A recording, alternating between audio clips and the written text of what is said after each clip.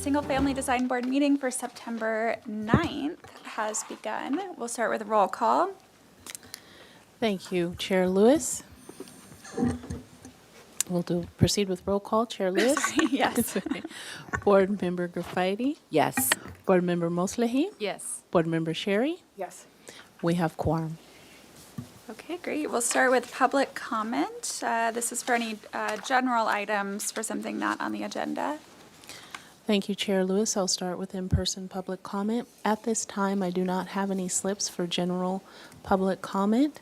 I will turn my attention to virtual comment, and at this time, we have no hands raised for general public comment, and we did not receive any written correspondence. So at that, I will turn it back over to you, Chair Lewis. Okay, thank you. Next is approval of the minutes from the full board meeting on August 26th.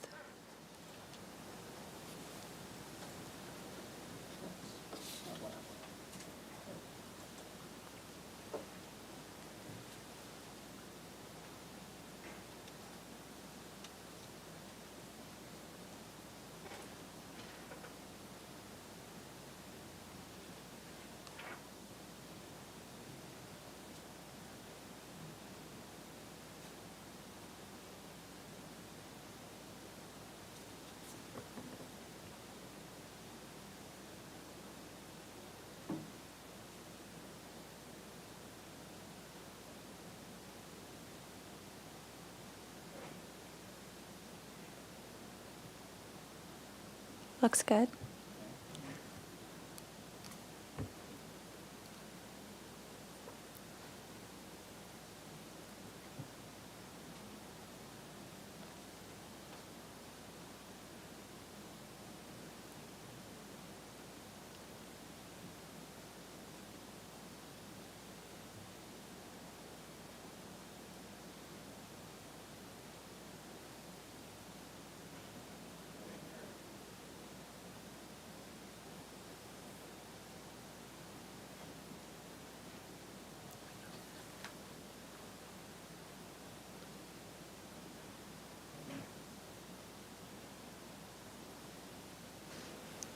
I have one comment if we're going through this. What's a bird's eye deck again? That was the, yeah, it was their rooftop, like all by itself kind of deck at the very, very top of the deck. Oh, okay. I've never heard it written that way. Do we want to refer to it as something else?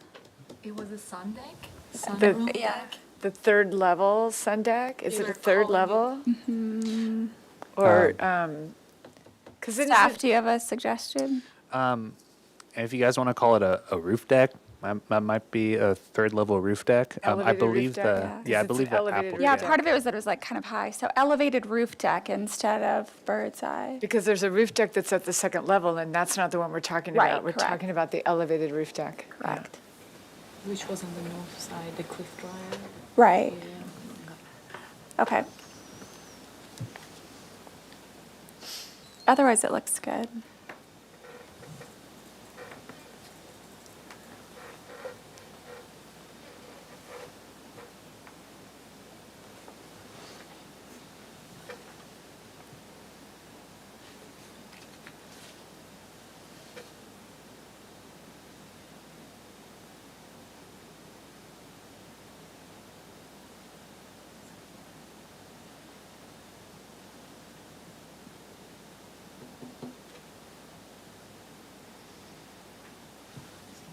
But this seems fine.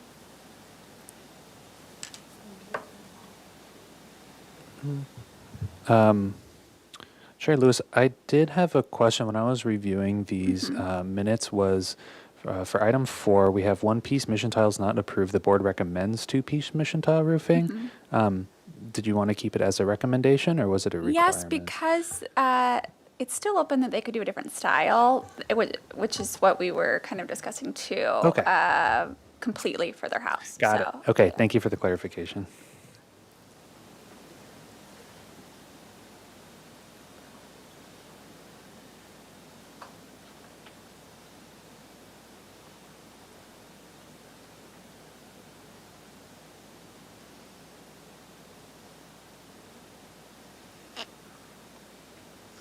It looks good. Yeah. Okay, I'll move to approve the minutes from August 26th full board meeting.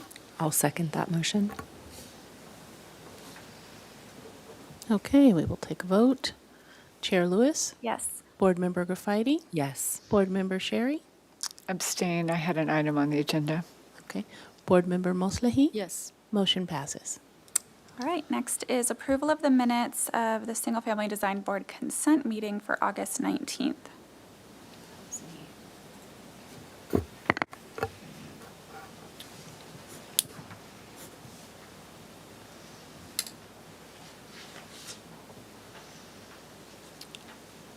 Can you just pause for a second?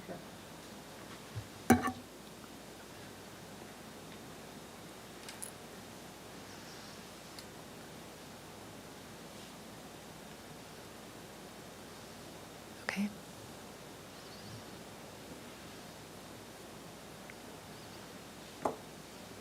Okay.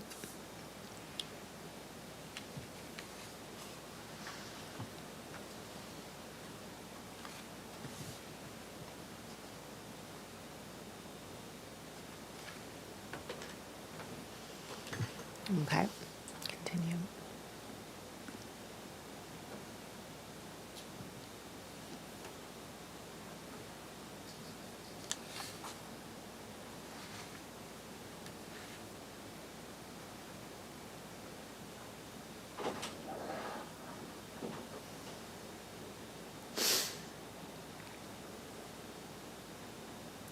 Okay. Continue.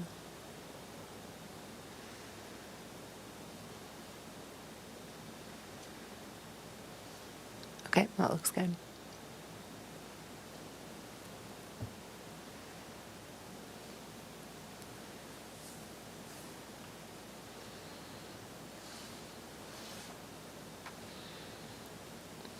Okay. I will make a motion to approve these minutes. Second.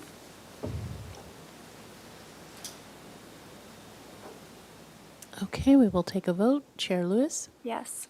Board Member Graffiti, Yes. Board Member Moslehi, Yes. Board Member Sherry. Yes. Motion passes.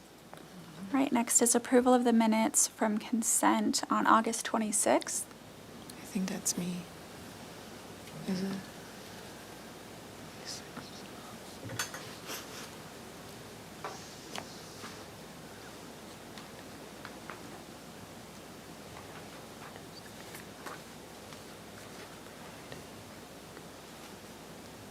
Looks good.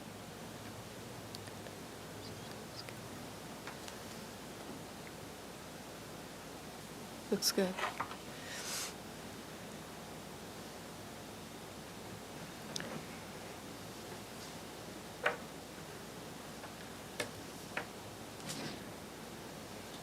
Looks good. Can we pause for a second?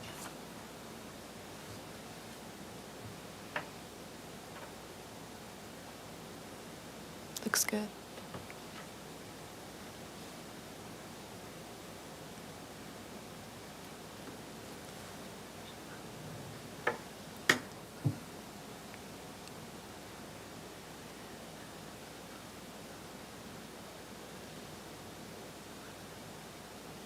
Looks good.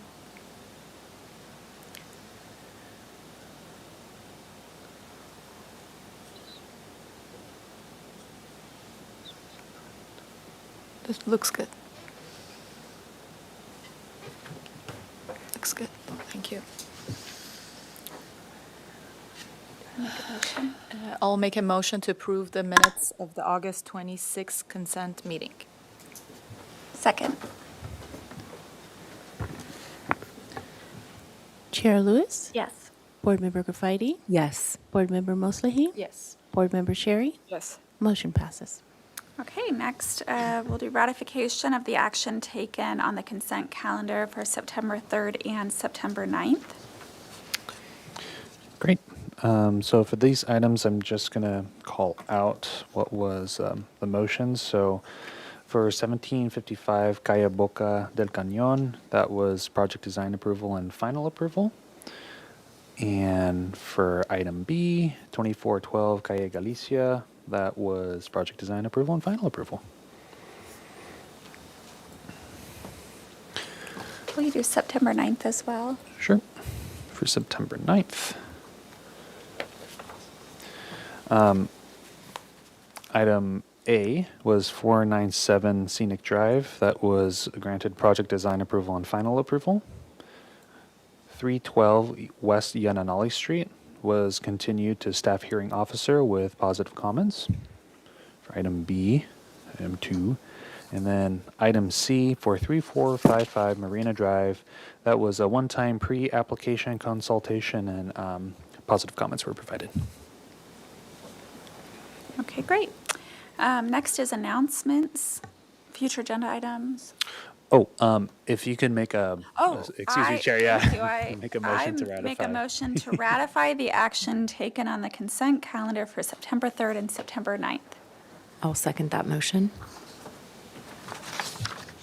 Chair Lewis, Yes. Board Member Graffiti, Yes. Board Member Moslahi, Yes. Board Member Sherry, Yes. motion passes. Great. Okay, now we will move to announcements.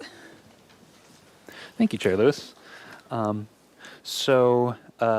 To accommodate the SFTB second round of review for the pre-approved ADU program designs, staff has scheduled a special hearing date on Thursday, September 26th from 9 to noon. And let us know if you can't make that date, because it is on a Thursday. And I believe Chair Lewis and Board Member Graffiti have already communicated their availability on that date. So, I did too. oh, great, thank you. I can let you know by the end of the week. Is Sure, it okay? absolutely. Yeah? We only need 3 board members, Okay. so if you'd like to attend, that's always welcome. Okay.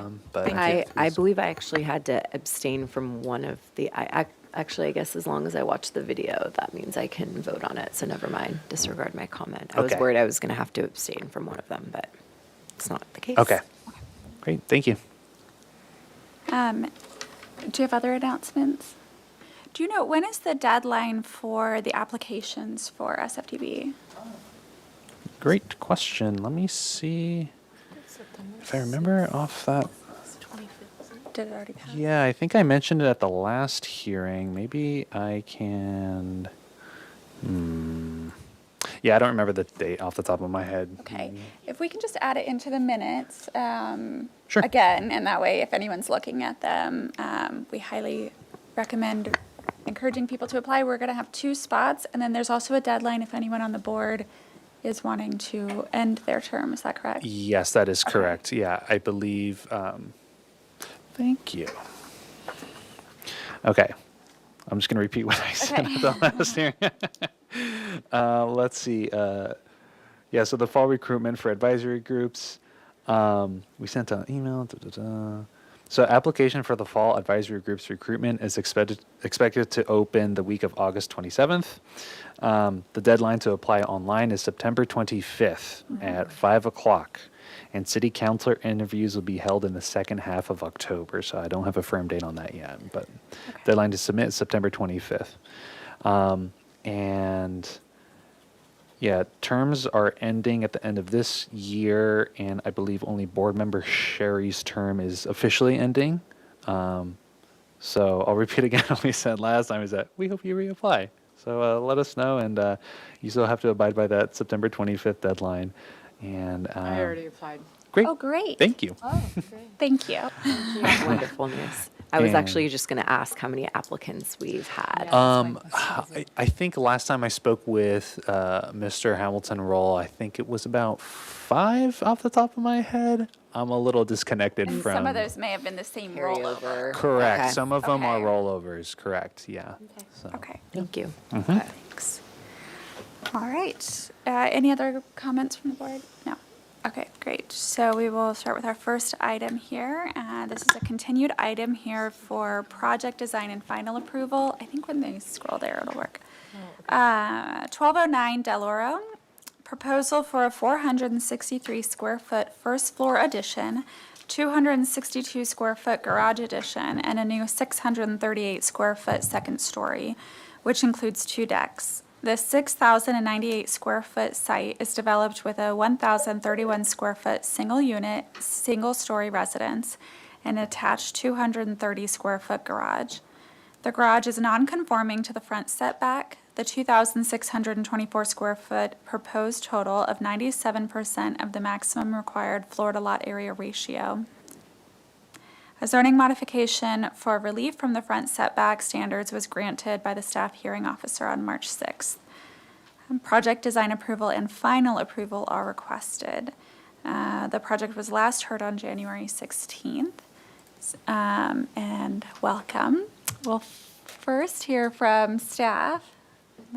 Thank you, Chair Lewis. I really don't have any comments to add, believe it or not, for once. But I'm here if the board has questions for staff. Thank you. Okay, thank you. So if you don't mind, you already have your mic on, state your name for the record, and walk us through the minutes and old plans and any changes that have occurred. My pleasure. Kevin Moore, architect for the owner. And we'll start with the minutes. Here, there it is. Okay, so continue indefinitely to staff hearing officer. The only kind of study or look at comments were number 3, where we're looking at the front elevation or the street facing elevation, how much parapet height feels good. So we can look at that. We have material boards and colors. And I think that was it. So is everybody Okay. up to speed? Okay. So we flip over to the drawing. So really all we've been doing is just refining our design and getting into the materiality and the structural design and all of that. So this is essentially the same project that you saw before. We've done a little bit of adjustment, which doesn't really read in this sketch here, but so we can flip to the elevation. So let's address that one comment about on the elevations on the front. And if you wouldn't mind also referencing your old plans to speak of what's changed. Sure. I'll zoom in here. So here's the newly proposed north elevation. And what we did is we brought this parapet height down, I believe 6 inches, as well as the garage. So it's sort of proportionally just came down. You can see a little bit more of the deck railing there, but we can flip over to the old elevations and compare. So,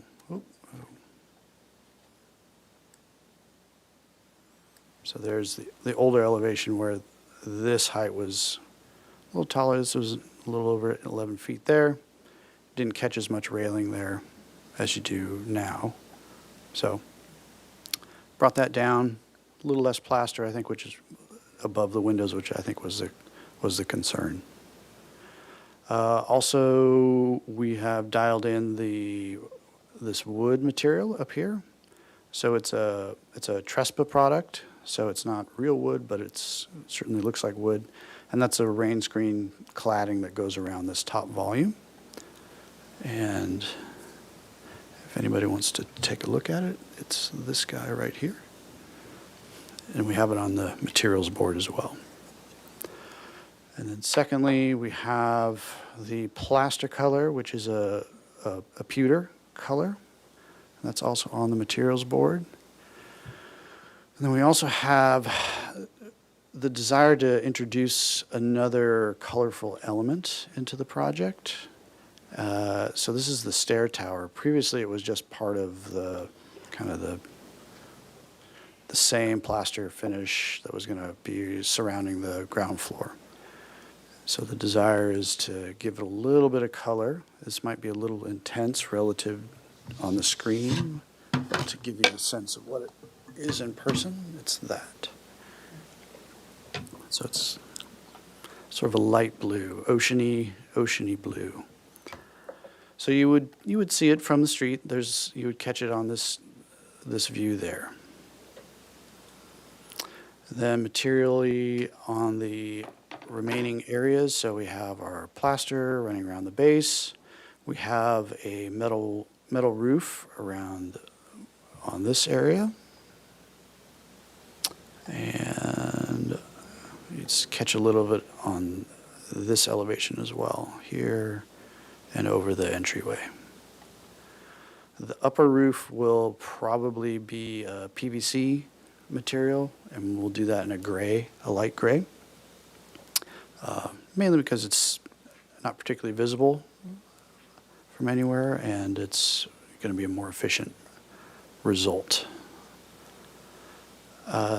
Windows are dark bronze. Doors and windows, dark bronze with dark bronze brake metal over the corners, the structural corners there to match, so it'll all read as one piece. These all be molded together, so we'll end up probably with a little bit thinner mullion section there. Let's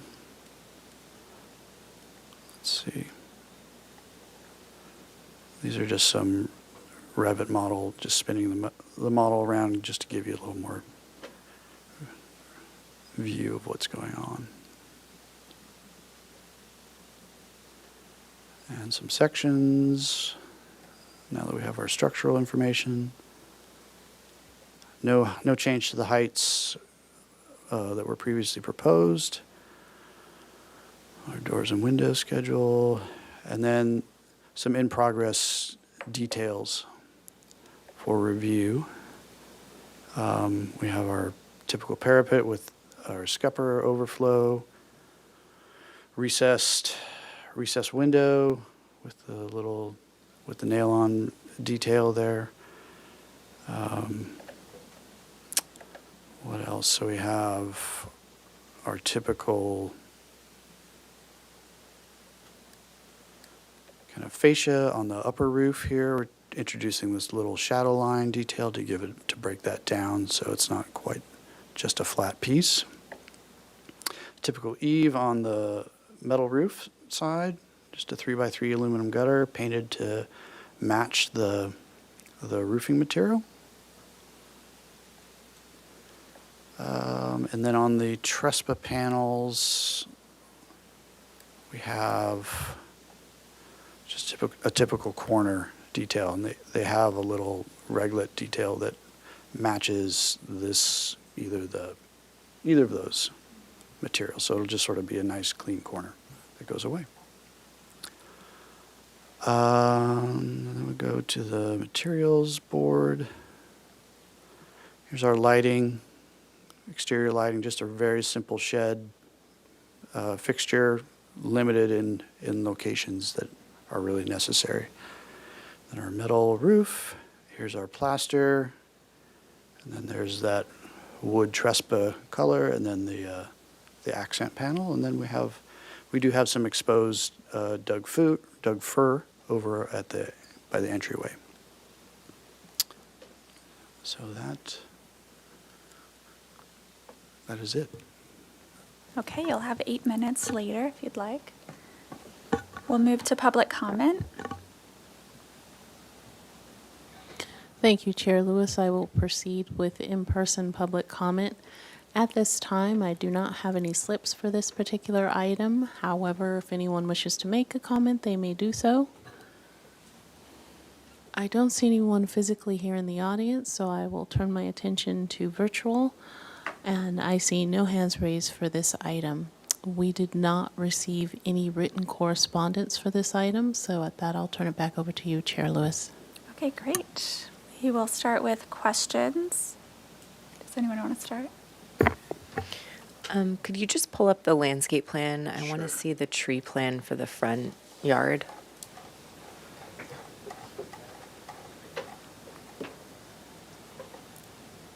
Okay.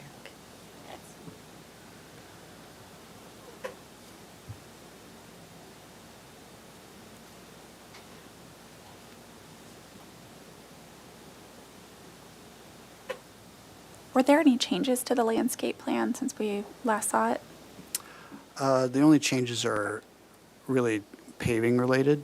We reduced what was proposed and tried to condense the impermeable area.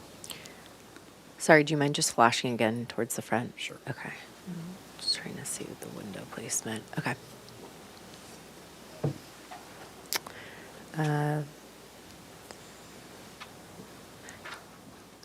Did you consider for the accent color that you're introducing, did you consider any other colors or materials? I think you mentioned this is another idea or kind of not necessarily 100% committed, but could you just walk me through? Sure. I think the reason we're looking at this is just to help break down some of the kind of large plaster. It's, plaster on the base. And it's kind of a fun way to introduce some color and interest. And, its proximity to the beach and ocean, the owner was interested in introducing some color that reflected that. Okay. So we did start out with a little bit darker color, if that's helpful to look at. But Yeah. we felt that might be a little too intense and a little bit overwhelming for the location. So that we went with a little bit lighter version. Okay, thank you. Appreciate it. That's it for me. Any questions? What is the color of the downspouts? Is it the same as the? Those will be painted to match our roofing, so it'll be a dark bronze. Dark bronze. And I have another question. I was listening to the previous meeting, Vito, and there was a comment about the color of the wood to be like more washed and saturated. I know that there was no material palette previous time, but was it more saturated than this, or is it like the same as before? Well, this is, these were the hand-colored Yeah. version, so it was a wood of some type at that point. And just in reviewing it with the owner, they felt they liked this kind of walnut color better. It's coming across maybe a little dark on the screen, I think, because it's, in reality, it's, Yeah. a little lighter than that, so. And is the entry structure wood, is it like it's shown on the material palette that it's kind of close to the color, but is it in reality? That's the intent. So it would That's the be intent. to darken up the Doug fir Yeah. slightly and get it to something like that. Okay. That was my questions. Okay. I had a couple of questions about the ocean blue architectural feature. Can you go over the detail of the panel transitions to one another? Is that going to be a reglet or what kind of a detail? You have a seam right there, yeah, where you're, like, what is that? Yeah, so it'll probably, since it's a ventilated screen, so it's held off the waterproofing and Oh, open. okay. So this will probably just be a A gap. gap? It'll just be a little probably, And what's the Orange gap. the detail at the roof to that material? I was looking for that. so it will be like this. So we're gonna run that panel past. I see. So it covers the flashing and that transition. So the water's going to run down behind the panel. Right. Okay. Yeah, it's a rain screen assembly.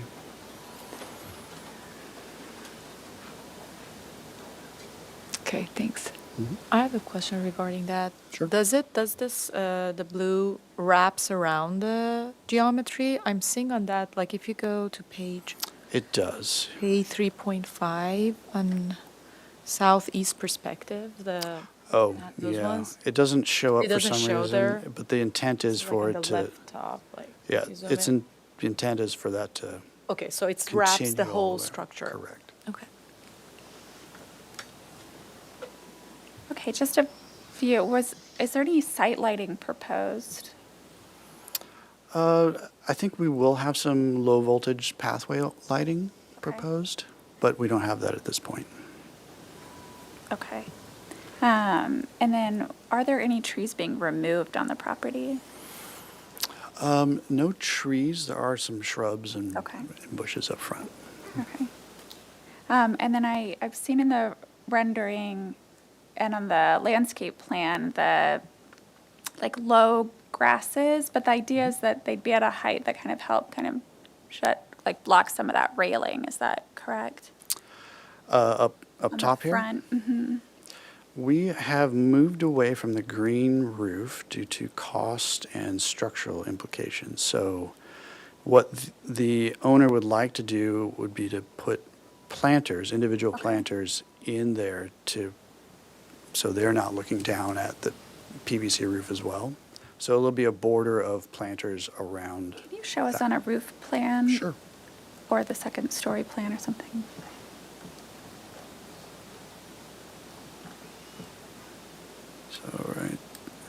So the plan is that they would do kind of linear planters around Just around here. that area and probably finish it off there. Okay. And then what kind of railing do you have there? This is just a simple painted steel railing with cable railing. Okay. Board Member Sherry, did you have additional questions? No, thanks. Okay, we'll move to comments. Who'd like to start us? Do you want to start? I think like that 6-inch lowering the garage and in the north elevation and the mass helped a little bit. And I think with the planting, if it's like coming down a little bit from the plaster, I don't know if that's the purpose of that green roof or not, will help a little bit. I still think the comment about the color of the wood, which is like a more like a walnut, but it's like a red, and it has like so much contrast. It's still like it's like with the blue invited, it's still like so much like high contrast. And there's a house that was that's on Shoreline, which is like one of the examples of like it's exactly the same color of the wood, and that is one of the large FAR studies, and that was like an example that this shouldn't have been approved, and especially with the high contrast of the white plaster and that red wood. I think like I totally understand that the client gravitated more towards the color of the wood. My comment is like if it's like more washed and saturated, it will help more blend with the landscape, and it will help make the mass less bulkier. And this is like a question comment. On the previous session, it was mentioned about the side entry of the house that was commented to be like less porch, more landscape. Has this like implemented? I saw that like the landscape seems like more. Yep. Yeah.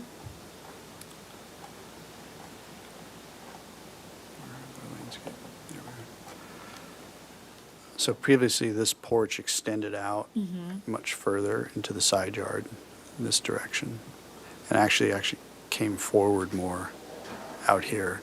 So we pulled it back and added a lot more landscape in that area. Okay. Thank you. That was my comments. I can jump in unless you want to. Well, overall, I think it's a nice project, and thank you for making some of those improvements. And the landscaping, I think, helps. I was one of the board members who was mixed on the entry, but I feel comfortable with the plans. For the massing, I do think the 6 inches improved it. I still think it's probably a little bit more massing, especially on the non-garage portion, than ideal, but the 2 olive trees will, I believe, help that over time. And just where they're planted, I think there'll be coverage. So it's not going to be an issue from the street. mixed about the planters. I think the success of roof planters like that and growing, depends on like what kind of plants and what they have set up. So I don't really want to rely on that, but it sounds like that's more for an upright plant, not for a plant growing downwards, like or a vine or anything. For the blue element, overall kind of mixed on the color. I just think with the concrete walls and the stucco and then the wood siding and everything, there's a lot going on, though I do understand the need to want to break that up. I think there could be other colors or maybe more of a gray or green that could look more natural, but at the end of the day, I'm open to the option you've proposed, and the Mesa is pretty quirky anyways, and this project's definitely an improvement from what's there, so I feel comfortable with that, but I would love to hear what the board has to say. And yeah, overall, like I said, I think I'm in support at this point, and I think it will be a big improvement to the neighborhood. Board Member Sherry? I don't really have anything additional to add other than I suppose if the client wants planters on the roof deck, then that's their choice. I can see them, because they're only accessed from a bedroom, I guess. Is that a bedroom? Then they may find that it's challenging to maintain those and water them and then make them look good. So I'm kind of one of those that's partial to a less is more aesthetic in terms of, like, I like the cleanliness of what you have going on. And I think if I saw plants in your graphic depiction of the elevation, I probably would like the one without it better, but that's kind of a personal choice for you guys. So that's it. Did you have thoughts about colors, materials? No, I'm really happy to see this blue over the one in the rendering, because when that showed up, I just kind of went, wow. And I can certainly respect a client's desire to do something different and fun, and so I'll just leave it at that. Okay, great. I generally agree. I think the differentiation in the color helps to signify the front entrance and a way of wayfinding. I think the landscaping is going to be really nice. I like the landscape up on the second story. I think it helps soften the amount of plaster that you have there. And I think in the rendering, we're able to see too that you'll have the landscaping, because even bringing it down 6 inches, it is a lot of plaster above the windows and doors proportionally. But I can support giving PDA and final. I'm also open to allowing some sort of language of this color, wood and or lighter. I think board member Mosley, he was right on the level of contrast is what kind of gives it that bold pop, that it'll blend a little bit better into the neighborhood being a little softer, but I don't think it's not approvable as proposed. Yeah, I would agree with that. I also wanted to add, because it's also here for final approval today, we might want to add verbiage around if there's path lighting or any other lighting proposed. I was trying to think of anything else we need for Yeah, is final. that staff approval? How does that work? Yeah, board member, Chair Lewis. So any lighting that is proposed always has to comply with the lighting ordinances. So it's not only in the SFDB guidelines, but it's also codified. So even building permits have to comply with different lighting standards, and it's that low light that we usually see on the hillside and things like that. In terms of staff review, you could condition it with a very broad kind of color scheme. Is something I would recommend, because we don't have an exact brand or model to go off of. It would be up to you whether or not, based on the current design and the kind of lighting proposed, maybe provide some parameters that the applicant can use to propose lighting that when it got to the building permit, it would be easy for staff to check that it complied with your conditions. Okay, any thoughts from the board?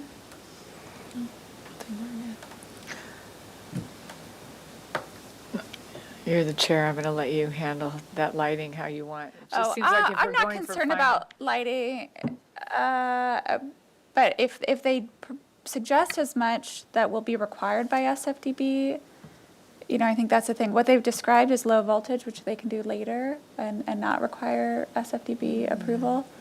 I would also add there's a threshold, you know, if it crosses a threshold, we would do a review after final. If Okay, it's yeah. beneath that threshold, staff could approve it, or, you know, it might not be as big Then of we a- should, we can an make the issue. motion without including the Correct. exterior landscape lighting because it's not included in the submittal. And we don't need full construction documents, right? We For need the final. details that are listed here. Just the details? Yeah, which we have. Okay.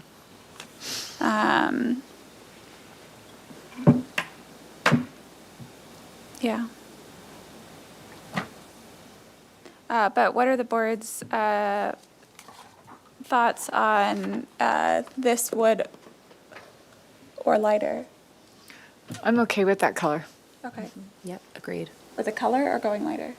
If you want to phrase it as this color or lighter, then I'm comfortable with that, but I'm also just Or just comfortable okay with with that this? color, yeah. Okay. We just did that walnut on a house and it looks Looks good. fantastic on the Great. mesa. Yeah. Looks good. Okay. Does anyone want to make a motion?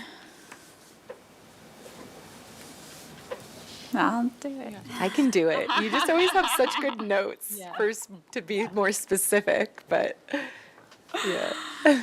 Okay, I'll move to approve, oh wait, where's my, there we go. Move to approve this project for project design approval and final approval. Following comments.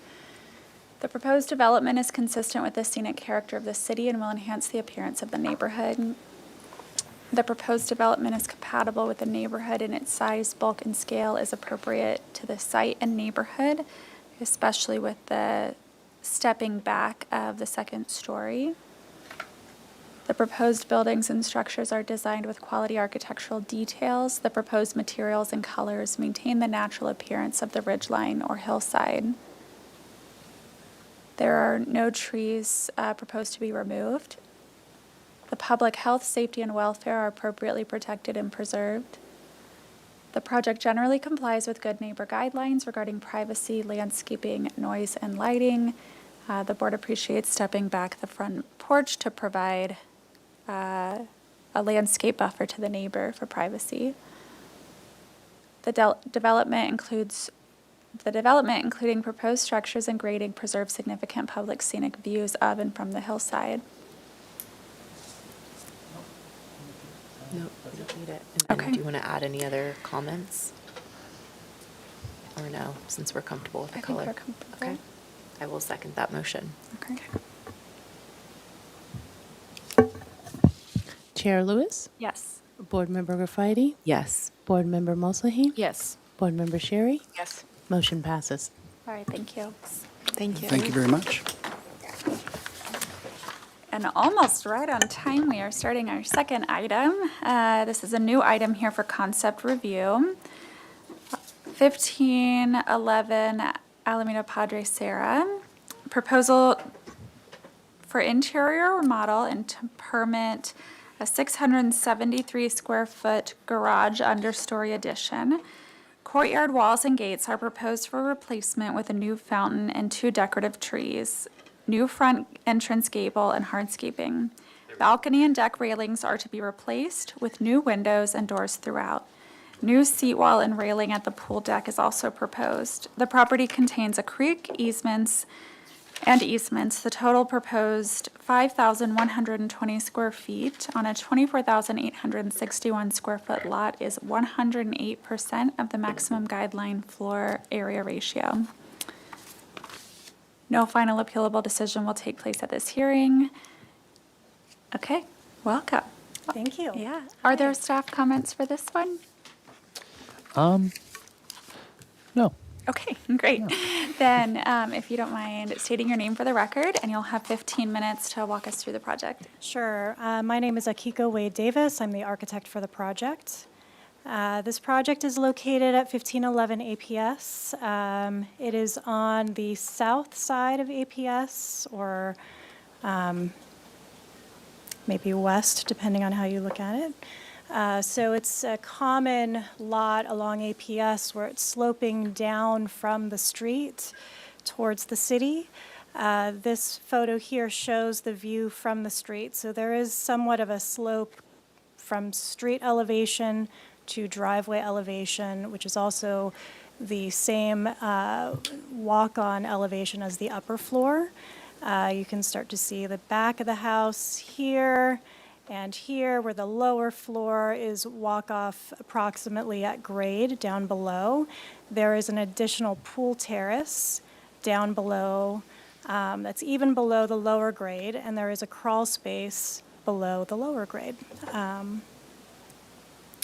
These are some neighboring context photos showing some houses on the uphill slope, some on the downhill slope, just to give a sense of the massing in the neighborhood.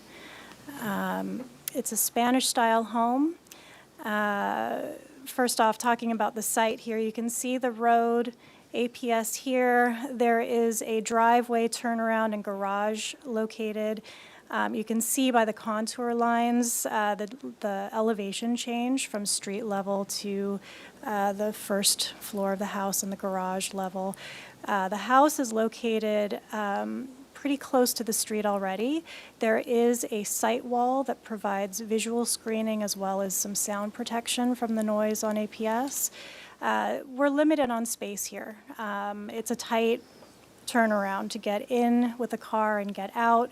We're proposing to remove and rebuild the site wall that's there currently to give a little bit more space for maneuvering for cars. We're not proposing any changes to the landscaping between the street and the new site wall. The proposed site wall will be the same height. I'll show you the elevations for that as we get there. We are only changing the massing at the entry here, which I'll also provide information on when we get to the elevations. The majority of the project for the house involves replacing existing windows and doors to have a more consistent look for the architecture. You can see the pool terrace here and then another lower level, which is mostly lawn here. One other feature of the site is this driveway, an existing driveway that runs all the way down to the bottom of the property. Currently, there's a gate here that actually connects these two properties together. We'll be closing that off. We'll be removing a stair, which is within the side yard setback here as well. And on a later permit, we'll be addressing the location of this driveway here, which is currently within the side yard setback and requires a modification.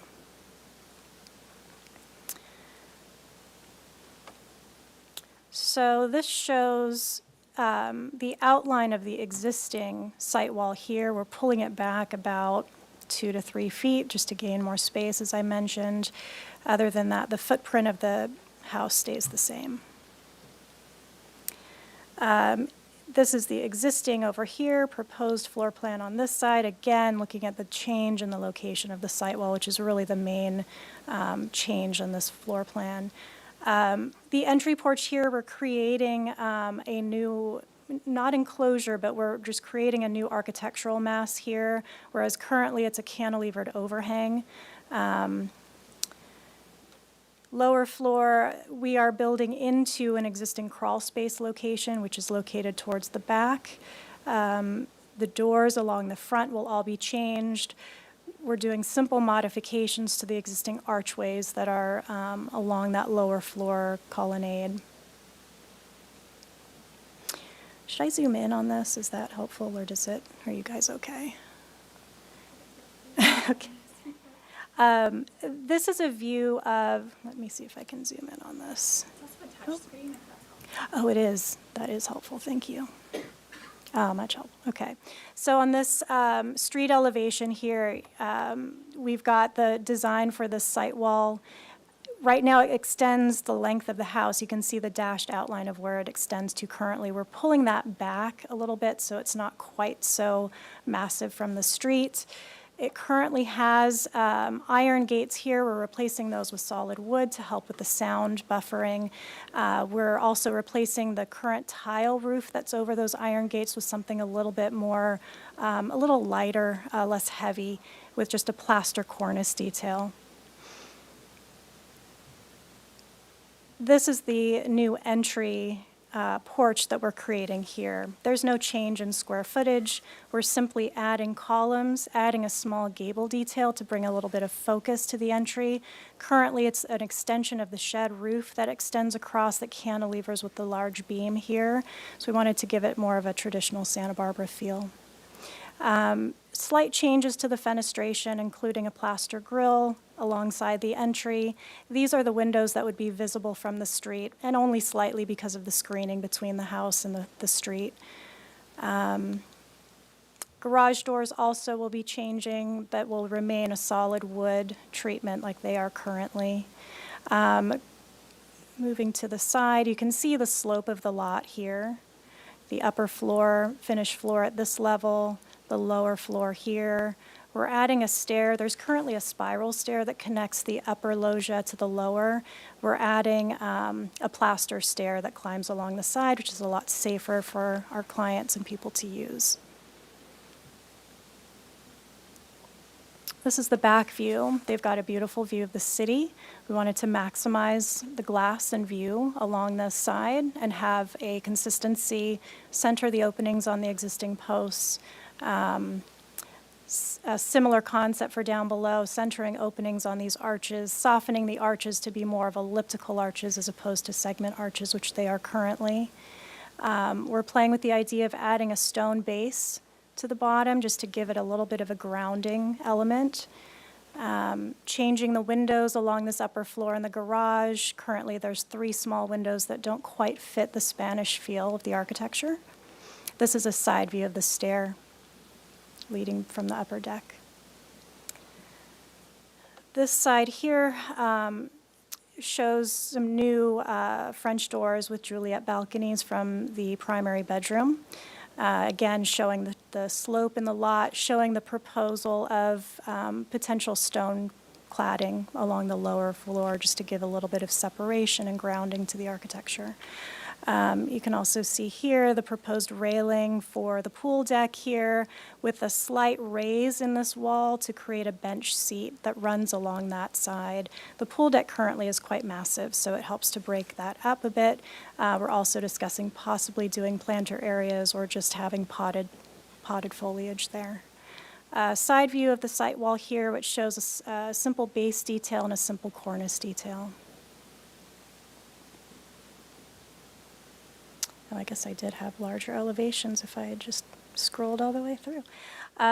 So let's see. These are the drawings that we've just looked at, so nothing new here.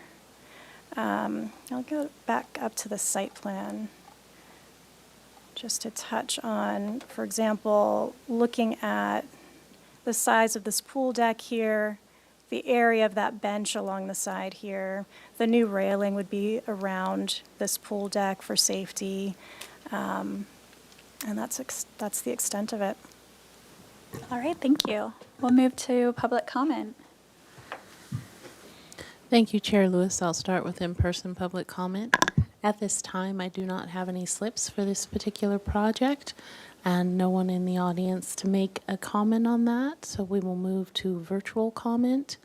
And I do not have any hands raised for virtual comment, and we did not receive any written correspondence. So at that, I'll turn it back over to you, Chair Lewis. Okay, great. We will move to questions. I have just a few. One is, are there paint recommendations for the doors and windows, or are those wood solid stain? Those would be aluminum clad, and Okay. we're looking at a darker olive green color. It hasn't been finalized yet, but that's what we're leaning towards at this time. Okay. If you don't do the stone, are you considering a paint difference? Okay. We are. We would consider a paint, a sandstone color to, again, separate that elevation and make it a little bit more proportional. Okay. And then the railing, it looks like in your drawings you've got some extra detailing to them. Is that the idea, you'd add to the existing ones or replace the railing? Replace them entirely. Okay. I can zoom in on that if it's helpful too. And last question from me. I noticed not all the on this elevation, if you slide over a little bit to the right, it looks like on the second from the right, the side lights are a little bit narrower. Is Yes. there a reason that layout isn't done everywhere? Yes, there is in the floor plan, actually, let me move to the floor plan. There's a wall that gets in the way there. It's a significant structural wall. And so we're wanting to maintain that location, but still have the rhythm of the French doors. Oops, here we are. So you can see in the living room, this location right here, we've maximized the side lights to work with that existing wall. We're actually thickening it to have a sound wall between the primary bedroom and the living room, especially with the TV on that wall. And due to that off-centeredness of this existing addition that was done at one point, we can't match the exact fenestration. Okay, that's it from me. Any other questions from the board? I have a couple. So the understory, the garage understory is just under the garage, the new That's addition. correct. So can I see that south addition again, the south elevation again? Oh, sure, So now that I know what I'm looking at. That's Yes. the area that you're adding. right here. And what was it existing? Can I? It's basically just simple French doors there. It's unconditioned space used as storage Oh, it's area. unconditioned, but it had doors and Correct, windows, and currently that's does. that was what was confusing. Yes. Okay, and then on the front site wall, can you go back to the proposed site plan? The site plan, sure. I just had a question about the walls. Sure. It's loading. On the There we go. oh, it's dashed. Okay, the bigger one is dashed. That's And correct. then how high is that wall? The new wall. That's a 6-foot wall. It looks. Can you go to the front elevation Yes. again?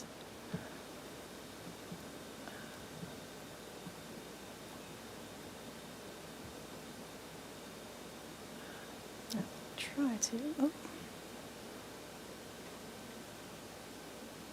Oh my gosh. It's not wanting to. Here we go. Or is it 8? It is 8. I'm sorry. Yeah, it just, and the reason I ask is it just looks so tall. So, is it going to be 6 or is it going to be 8? It's going to be 8, and 8 is matching the existing wall that's currently there. And it Okay. is a little deceiving. If I could go back to the photos, the view from the street, it really does not feel as massive as you would expect. Because, I don't know if we have one from the actual street looking down, but since there is a slope and you're sloping down, if it was 6 feet, people would be able to Yeah, look I right into the understand. windows. And it looks like there's a base, like a plaster base, that you're thickening up the wall at the base of.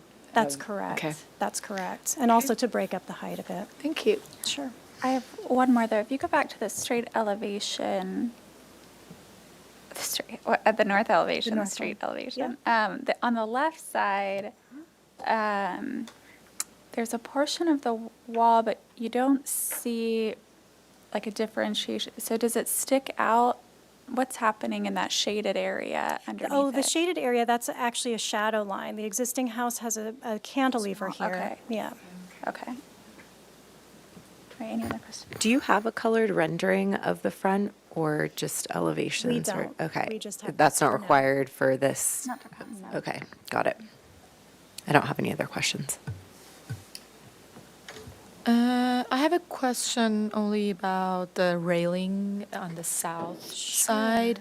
Can you show it on the site plan again and tell On the us? site plan, sure. Is it the same railing that it's proposed on the Are you referring to the railing along site?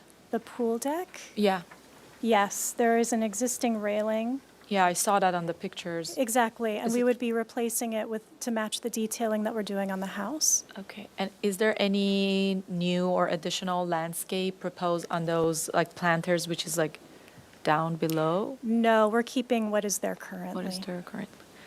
Is there any view from the south? I noticed that there's large trees on south, but is there any view from the neighbor to the south, looking at the, like the new railing in?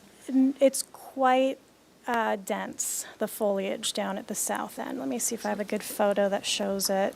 Here, you can see that this is pretty consistent along that entire width of the property. So it's very thick, and you can't see a thing between the properties. Okay, that was my question, and I have like one last now that I see that picture. Is painting the exterior proposed? Yes. Yeah. Yes. It'll be a similar color. We'll refine the white that it will be, though. Okay. Thank you. Perfect. Sure. Move to comments. I think it's a great and tasteful remodeling of it. I think the Spanish details are enhanced with what you're proposing. I think the site wall at the front, though it is existing at that, it would be helpful when you come back to show some street photos for reference, because I think even bringing it down, especially because you're rebuilding it, just like 6 inches or a foot could help the overall mass. But I do think right now the geometry works for the way that it comes up at the top of the actual gate. I am in favor of the sandstone base, and if for costs or other kind of reasons they don't, would really support at least having a color differentiation. I think the changes to the railings are beautiful. I think painting the dark green would add a really nice detailing, not so monotone looking at the rear elevation. I think the window sizes are fine, the doors, though I think it could benefit it to actually all use that smaller bay and use that as your module, because having more of that plaster helps sort of balance the Spanish style, but I'm open to how it currently is. Those are my thoughts. I agree with your comments, and especially about looking to confirm the height of that wall before you build it that high. It might be good to verify whether you need it to be that high, because I think it's, if it could be a little bit lower, I think it would be nicer. But I understand the privacy issue, but yeah. Sure. I agree with the other comments. Okay. I agree with all the comments, and I think like what board member Sherry was saying, that like the height of that wall, if there's a possibility to have landscape in front of it, and then like lower that wall but keep the privacy with the landscape, that would be ideal, because it's a lot of plaster from the street and it will like soften a lot. The other thing is I'm trying to imagine the replacement of the garage door with the wood that you mentioned. Is there any idea of like what color tone of the wood the client Yes, prefers? it would be a dark wood matching the dark wood that's already on the home. Oh, I see. So it would contrast with the white plaster. And the entry door would be wood as well. Correct. And in looking at this photo specifically, the wood beam and post details would be eliminated in lieu of having plaster. So we would have a plaster surround with wood doors rather than the wood framing and plaster colored doors. Could I respond to the planting in Yeah, front of sure, the wall sure. really quickly? We're so limited in space. I see. And so as much as I would love to add planting in front of the wall, I think it would be really difficult. What we've talked about is actually clipping the corners and adding some Kentia palms in the corners, just to give a little bit of proportion and scale and soften it a slight bit. Other than that, we're so limited. And the whole intent of pulling the wall back is for the ease of running a car through there. We've talked about having some gravel planters in front, but in terms of actual plantings, I don't know if we could do a lot.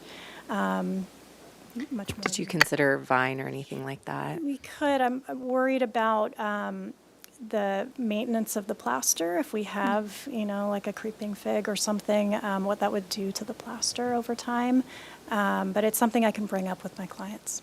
Well, and even you guys are still deciding like low plantings and things that will go there. I think even that will help to soften Okay. with the reduced height and having the clippings with the trees. it's just a lot of the similar color with the driveway color and the Sure. walls and everything, but it doesn't look like there's any proposed to the I driveway think if it material either. wasn't here replacing, we'd probably have a lot more comments and feedback if it wasn't replacing something existing. But because it Right. is, it's kind of in my head of, okay, what are the, you Yeah, know, what's already options? there? other Yeah, options? yeah. Yeah, if they're rebuilding it, I guess having more green elements would look a lot nicer and alleviate some of the height concerns of the wall. Yeah, it might be worth considering too, materiality for that privacy wall, and looking at some other options along APS. I think we'd be open to seeing what that is, to kind of break up the tone and the texture. Yeah. Oh, sorry, I was just going to say it. The first thing I thought of when I saw that wall is that it kind of reminds me of old Spain, or old Mexico, especially if you've ever been to San Miguel de Allende, where there's like privacy walls right at the street, and the street meets the wall, and there's kind of a charm to that, but I mean, certainly if the property owners doesn't want vines growing up on their wall, that's a personal choice. I think it would look fantastic, but, and soften, like the rest of the board members were saying, it would soften and kind of aid in that transition between the horizontal driveway level and the wall itself. But even if there's an opportunity looking at this view of doing a vine pocket on either side of your new entryway, that a vine could just be trained to soften the entry, like to come up on the entryway and not the entire wall, like not Sure. creeping fig wall, Sure. but that could be a way to even soften the landscape. Sure. I think like last comment regarding this, I understand the limited space like from the street side, but is there any possibility, so the outdoor area from the inside, from the house, is there any possibility to like maybe To come? increase or to decrease that space in Yeah, the front. just like give 1 foot to the planter, street side, and add a planter, just a suggestion. Sure. Because I'm seeing like there's no limited, it's not, this is like the like the client's personal space, Exactly. but they're limited from exterior side, Right. but they're not limited from interior, like courtyard side. So if there's like a Yeah. possibility, I mean, like their house from exterior will look much nicer and fit in the neighborhood, and I think the neighborhood will benefit from that. Sure, I completely understand. I think in the location that we've chosen for the wall, we've already had that discussion of how much are you willing to sacrifice to make the driveway more functional. So I don't know that we would be, they would be open to moving it any closer. Okay. But I have some ideas that I'll discuss with them, and I understand the board's Thanks for the position. explanation, yeah. Sure. I'm curious the board's thoughts on sending this item to consent. I'm fine with that. I'm okay with that Yep, as well. agreed. Okay. Then I move to continue this project indefinitely to the consent calendar with the following comments. The board is generally in support of the project and appreciates the Spanish detailing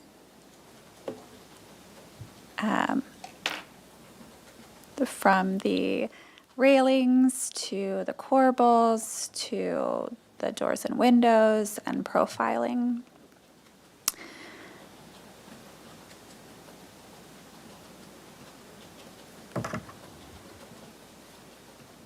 The board likes the sandstone base at the residence and site walls as it grounds the building.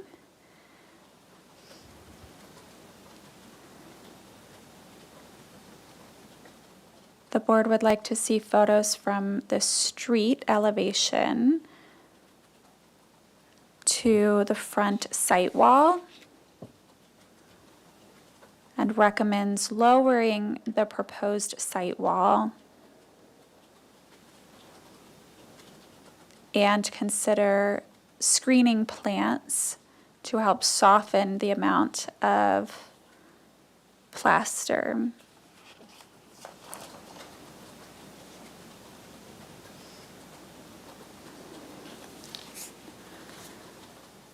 The board is open to other materials for the site wall.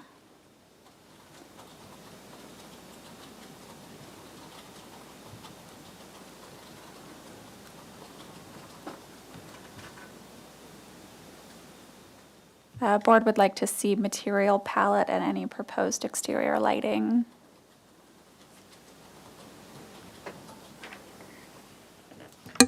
I'll second the motion, and under discussion, what other suggestions would you be making about the material of the front wall? I think I'd be open to stone.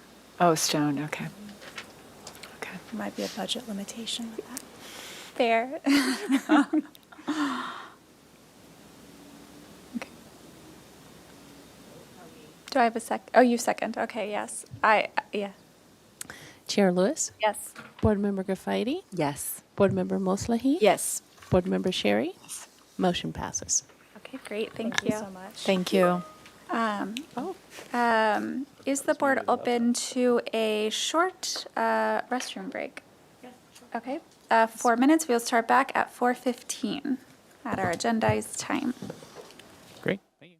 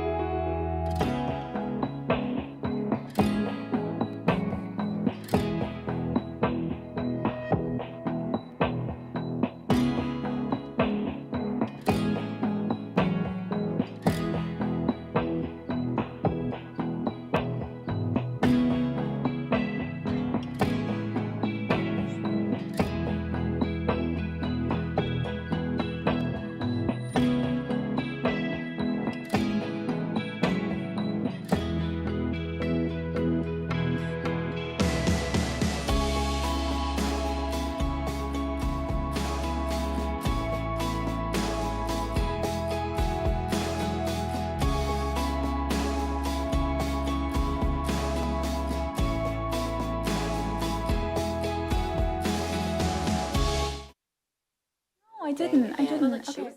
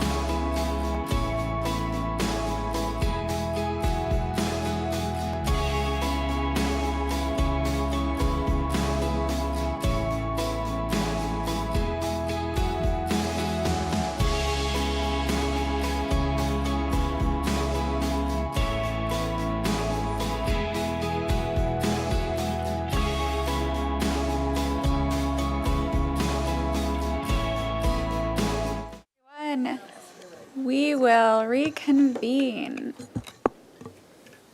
Thank you. And we will start our third item, which is a discussion item for pre-approved accessory dwelling unit program. Should I read this whole thing like normally? I can read it if Oh, if you'd great. like, since it's a Perfect. staff presentation topic. Love it. So, in compliance with Assembly Bill 1332, the city is implementing a program to provide for the pre-approval of accessory dwelling unit plans. So, to gain pre-approval of their ADU design, the designer must receive an affirmative vote from at least one of the city's design review bodies, ABR, SFDB, and HLC. Once an ADU design has been approved by a design review body, the designer may submit working construction drawings to the city's BNS division for review of building, zoning, and fire code compliance. Approved designs will be posted on the city's website with the designer's contact info so that anyone may contact the designer to purchase the pre-approved plan set. Pre-approved ADU plan sets are subject to shorter permitting deadlines in an effort to streamline housing production. Discussion of current ADU ministerial approval criteria, the new pre-approved ADU program parameters, and the SFDB's purview with respect to AB 1332 program proposals is requested. Thank you. All right, thank you, Chair Lewis and board members. Nice to see you. I'm here to facilitate a discussion about the city's pre-approved ADU program. Today, we'll provide an overview of the regular ADU review process and discuss how the pre-approved ADU program differs from that process. We'll also give a summary of ABR and HLC comments from their hearings for pre-approved ADUs. And lastly, we will discuss some key considerations for SFDB's review of these pre-approved ADU designs.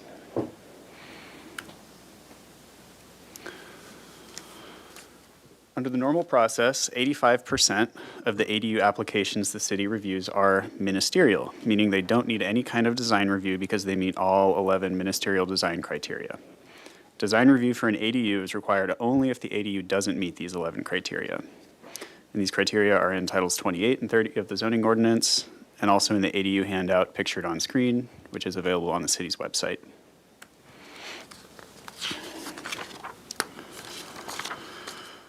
The ADUs subject to this program already meet most of the ministerial design criteria in that they are limited to 1 story, 16 feet tall, and 800 square foot detached buildings. One of the criteria that SFDB can weigh in on is the front yard location.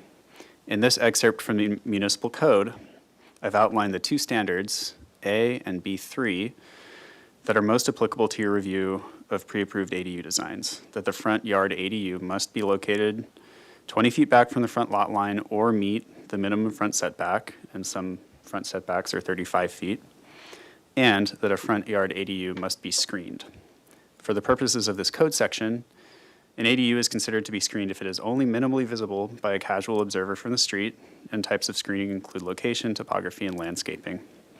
Note that staff wouldn't be able to require screening for a pre-approved ADU in the front yard. That is site-specific and therefore outside of the scope of this program.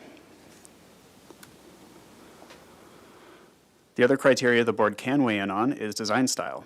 Under the current ADU process, in order for the ADU to not require design review, it must match the design style of the main residence if it's within 20 feet of the house or located in the Hillside Design District on a lot with a 20% slope or located in the front yard.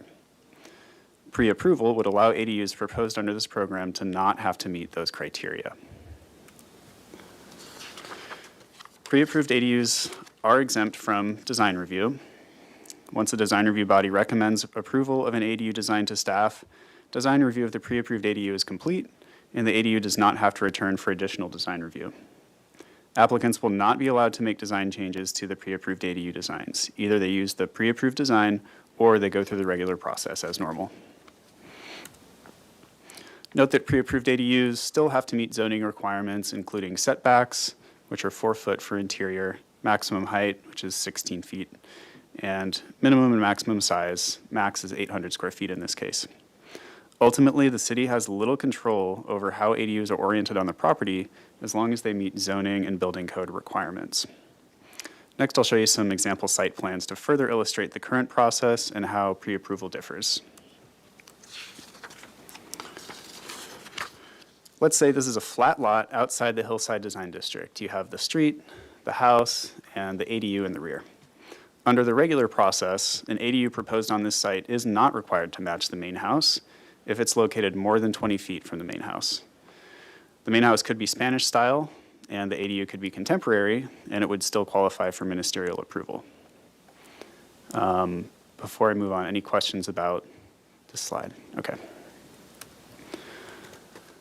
Consider the same ADU proposed in the same location relative to the house, but on a lot in the Hillside Design District with a slope of 20%.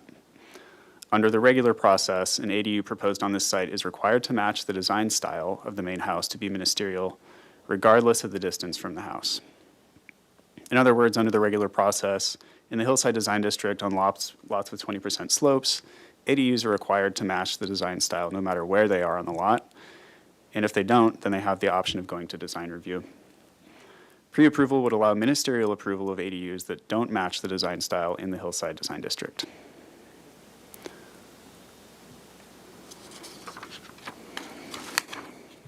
Let's say the contemporary ADU is moved closer than 20 feet to the main residence, then under the regular process, design review would be required since it doesn't match the style of the main house. This goes for lots within or outside of the Hillside Design District. SFDB pre-approval would allow for the contemporary ADU to be ministerially approved in this location even if its style doesn't match. The other consideration we'd like you to think about is whether SFDB would allow pre-approved ADUs to be located in the front yard. This example shows a corner lot. You can see the street here, street on this side, and then technically this would be considered the front yard where the ADU is. This type of lot often presents a lot of constraints for homeowners' options for placement of an ADU. Under the normal process, ADUs that match the architectural style of the main house can be located in the front yard as long as they meet setbacks. With the pre-approved ADU program, an ADU proposed in the front yard that doesn't match the main house would qualify for ministerial approval without further design review.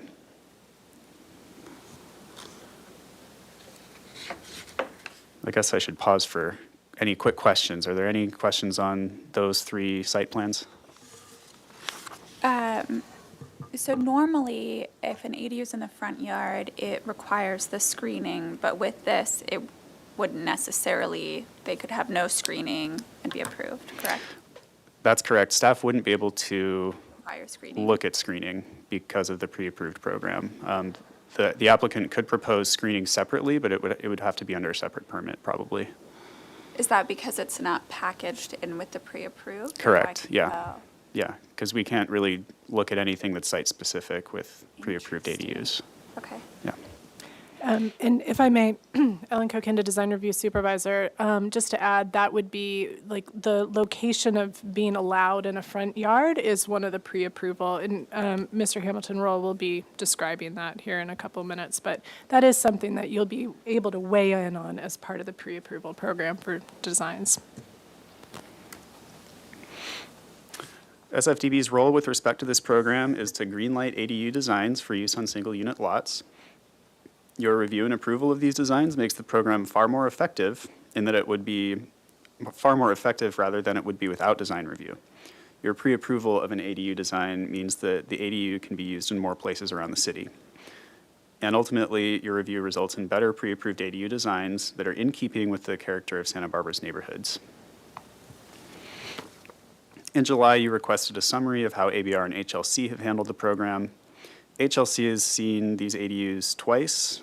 Their second and final round of review was last week. At that round, they approved all but one of the designs presented to them with conditions for staff to check at the building code review phase. HLC did not allow any pre-approved ADU designs to be located in the front yard. At ABR's first round of review, the board gave design-specific comments and did not place any program-wide restrictions on the ADUs, although they still may do so at their second round of review later this month. They ended up approving 2 out of 4 designs at the first round of review. For the few designs that were not recommended for approval, ABR and HLC gave helpful comments to steer the designers toward a more successful design for a future submittal when the program starts accepting submittals on a rolling basis. And as a reminder, SFDB did recommend approval of 2 designs at the July 15th meeting. To clarify, these were the same 4 projects, or were these different projects that they saw? SFDB saw each of the projects that ABR and HLC saw. Yeah, and more.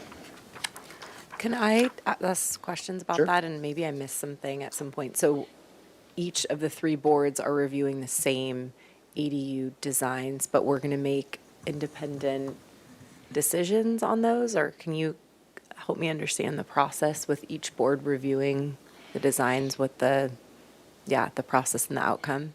Sure, thanks, Board Member Graffiti. We received, I believe, 6 applications, and HLC saw 4 of those applications, ABR saw 5, and this board saw all 6.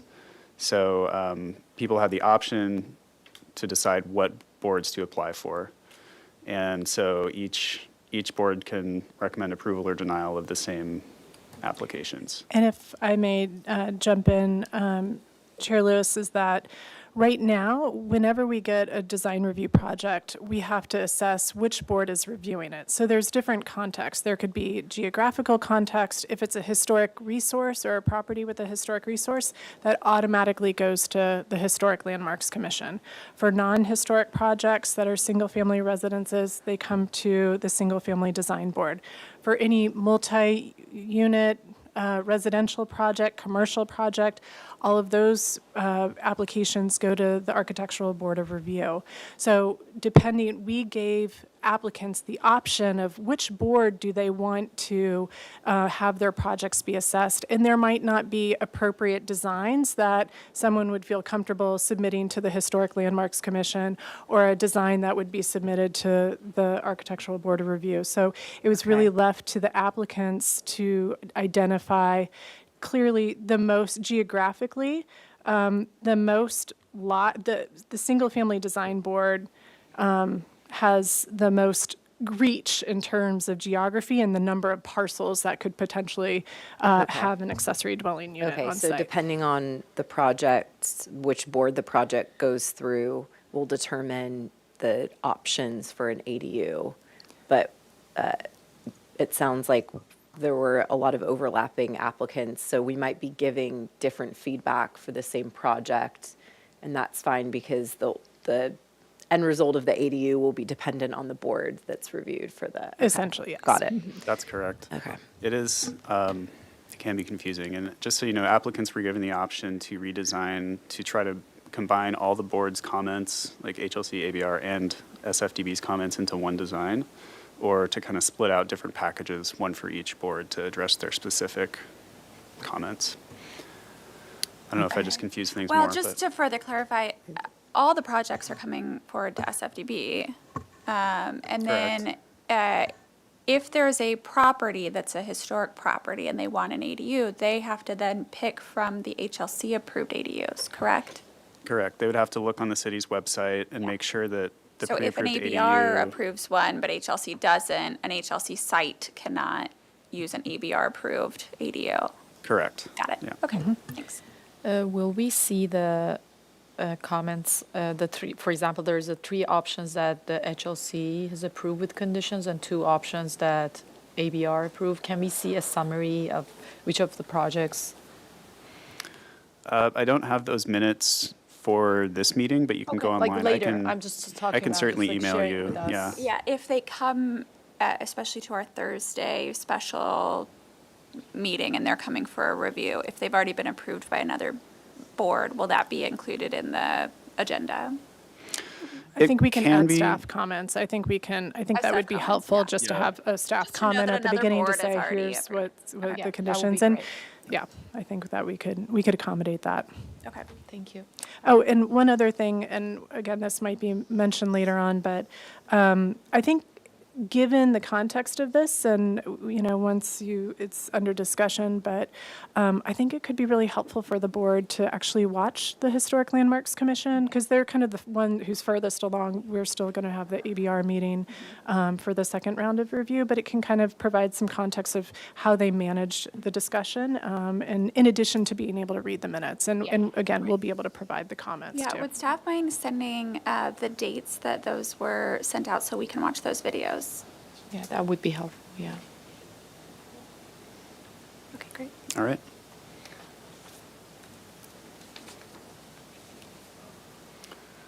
So as a refresher, before we turn it over to discussion and public comment, here's part of your motion from July 15th. I've highlighted in green the topics that SFDB can weigh in on at the pre-approval phase, and I'll go through those. We can go through all of the items if you have specific questions about those, but I want to focus on what you do have purview over here. And again, generally project elements that require site-specific review are not feasible for the pre-approval phase of this program. So 1C, ADUs in the front yard setback, yes, that's certainly something that SFDB can look at.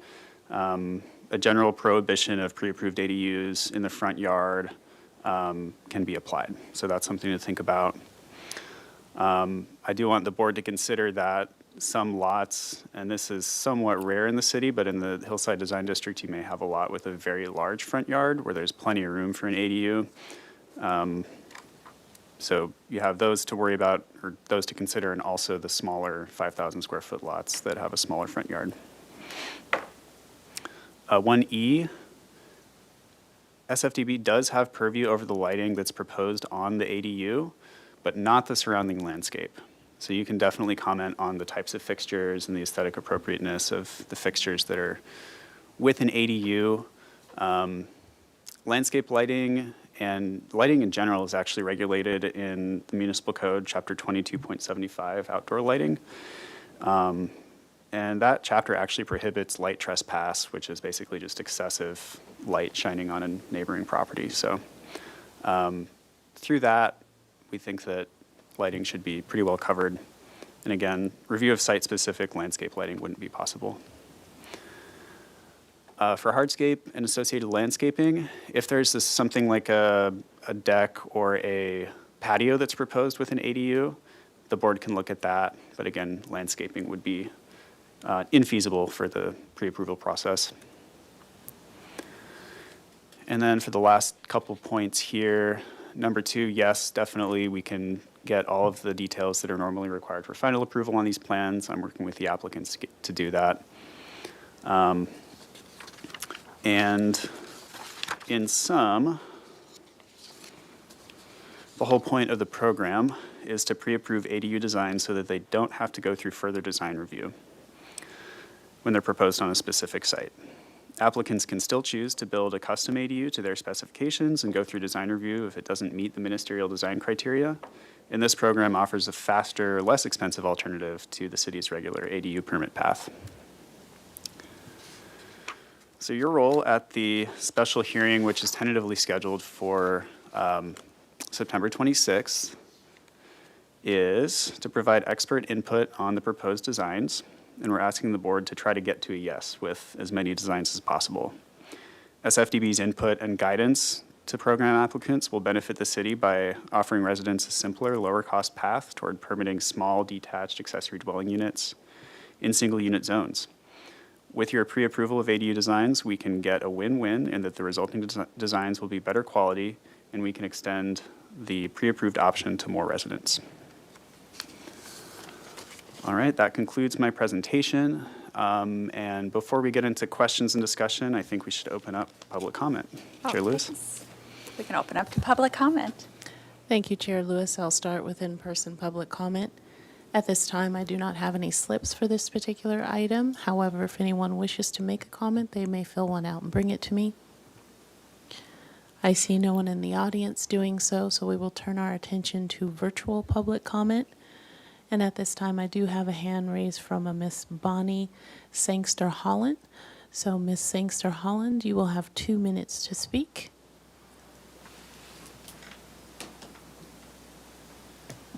Hi, good afternoon. Can you hear me? Yes. Good afternoon.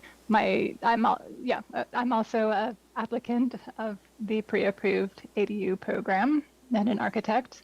And I was just observing from the last meeting that the board had hesitance and uncertainty about approving designs that might be located anywhere without context, including in the front yard.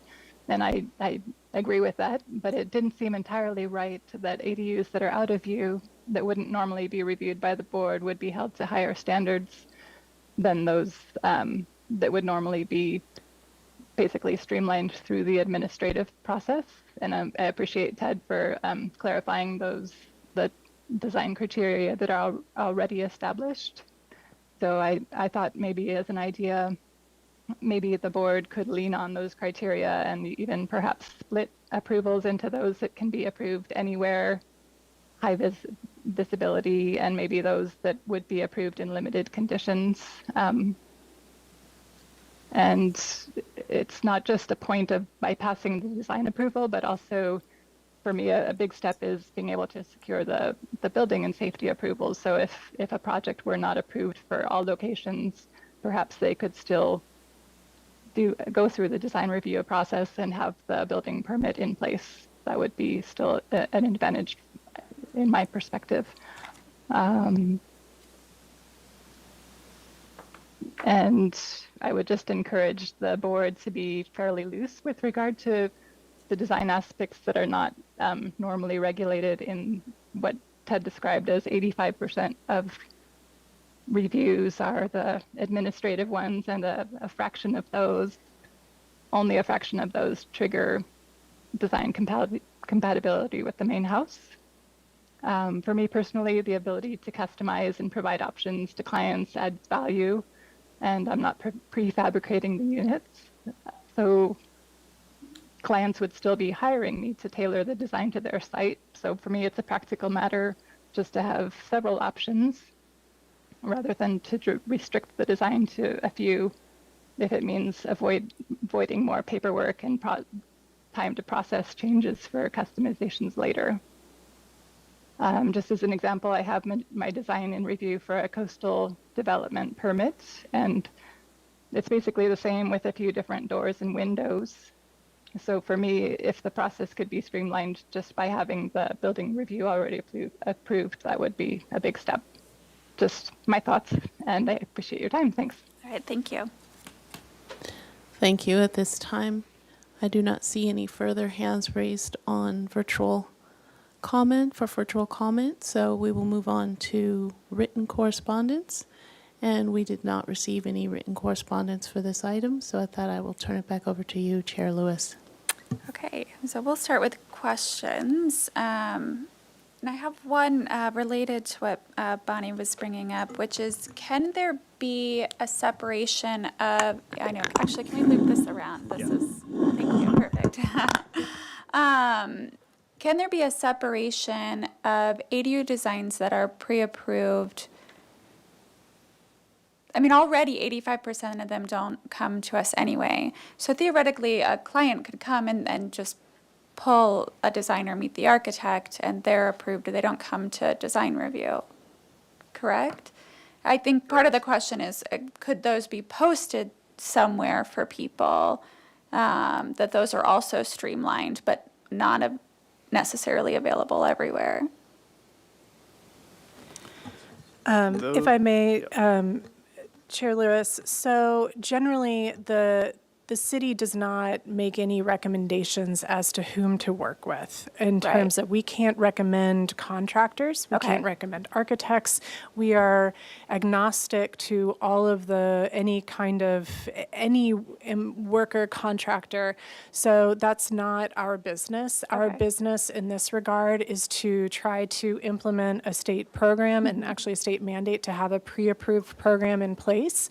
And so we tried to make it as democratic as possible by opening it up to whomever wanted to apply, to put them before you without necessarily requiring them to meet every single guideline and pushing them out.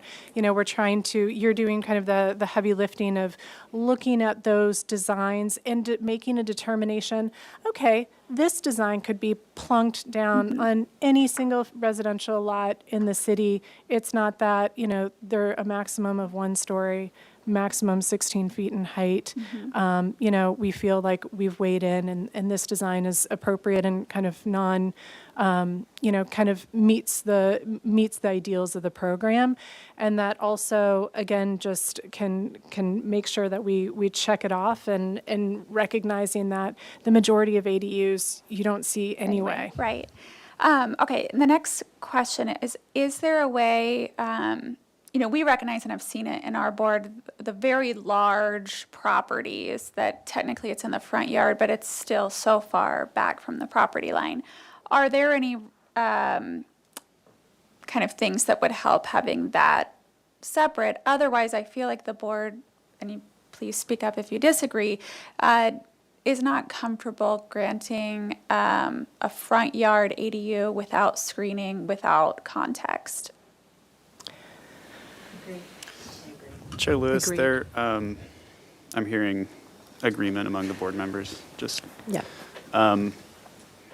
there are ways that staff can evaluate those types of projects on a case-by-case basis and, potentially bring them to consent maximum if someone wants to use a plan. I think that's correct. But the easiest thing from our perspective would be to either allow or not allow. Okay. That way, it's just easier for the plan checkers and simpler.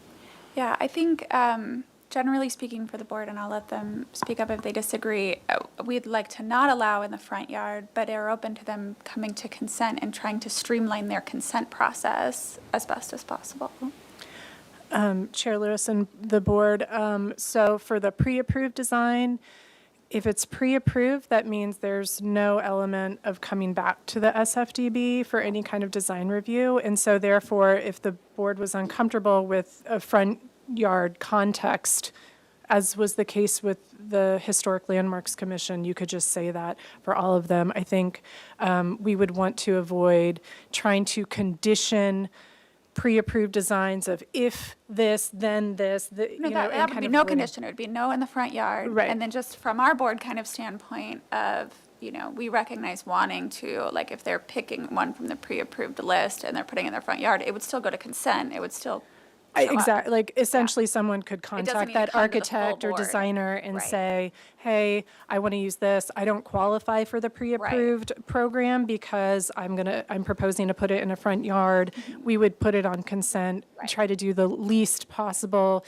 that could, again, streamline the ADU in general and try to recognize that, that it's always, if the full board wanted to have that conversation, the consent reviewer could say, I'd like the full board to review this. So yes, there's options. There's actually quite a bit of, apart from the program, there's lots of different options for ADUs to either fit the ministerial design, or if you want to do your own thing and go your own route, there's a lot more flexibility. I think it would help the board to be able to approve more pre-designed ADUs if we knew that they weren't in the front yard.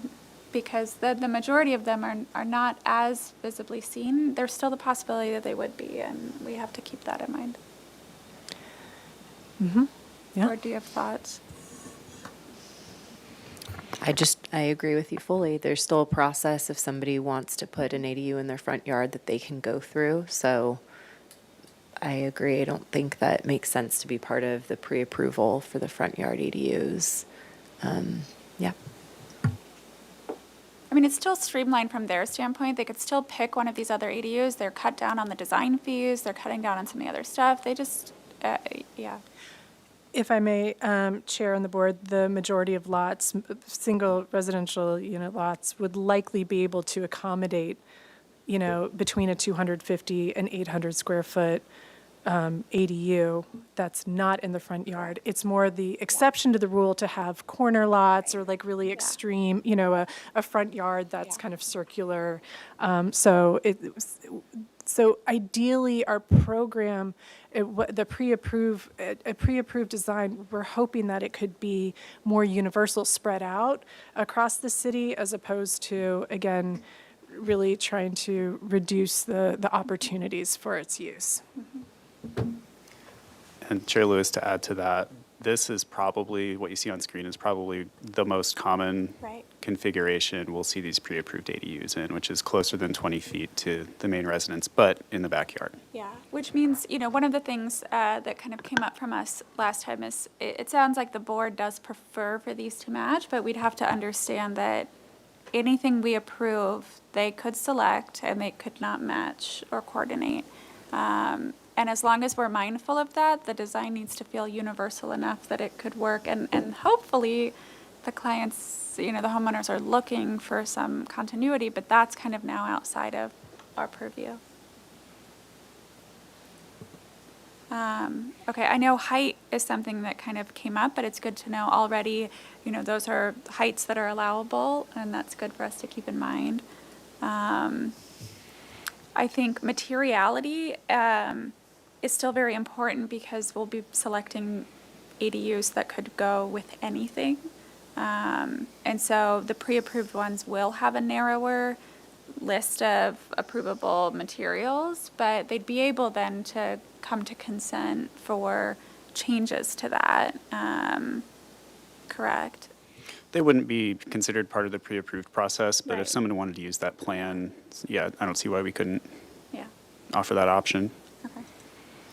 Just to clarify, so those 85% of the ADUs proposed that are not coming to us, they can also choose from the pre-approved ones. So we have to consider that it's going to be a lot of them that maybe it's more cost effective for them to choose from the pre-approved ones. So we have to see it as a holistic situation that all of those 85%, we're going to choose those as well.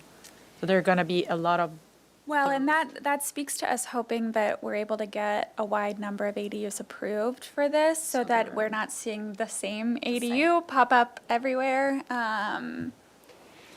Yeah. And board members, keep in copy-paste mind, situation. this is our first go at this. This is the first year this program's in place. So moving forward, yeah, we're hoping to get a lot more applicants and have a good repertoire of these on hand.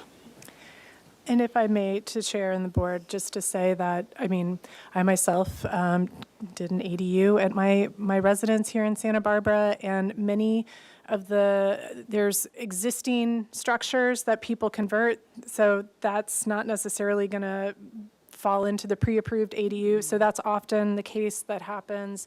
A lot of this would likely be the new construction, of course, ground up.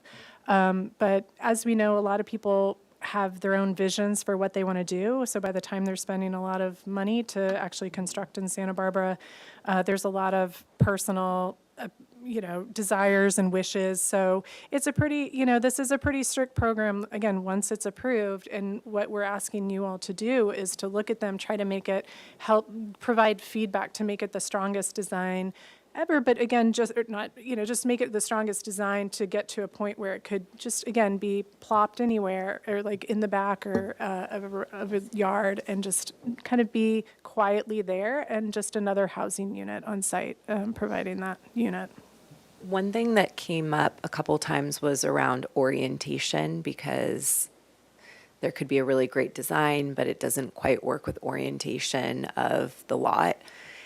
Did the other boards have any comments or suggestions on that? And I don't think looking at our minutes, we discussed it, but on individual projects recommending multiple orientations, how do we want to handle discussed that? it, and that's part of the thing, but I think part of what Ted is speaking to is that already that can happen on 85% of ADUs. They get approved without coming to us, and if the lot is large enough and their ADU is placed in the rear, this could already be happening. So it's not that it's not an issue, but it is already an issue occurring. I think our biggest concern was, okay, this ADU works, but there's a large window. Okay, great, now that large window is right up against a neighbor large window because it's only from 4 feet, and And this can already happen, and it just has to meet the zoning it has to meet required setbacks, and that's, it has to meet setbacks, it has to meet the night sky compliance, anytime if you have a door,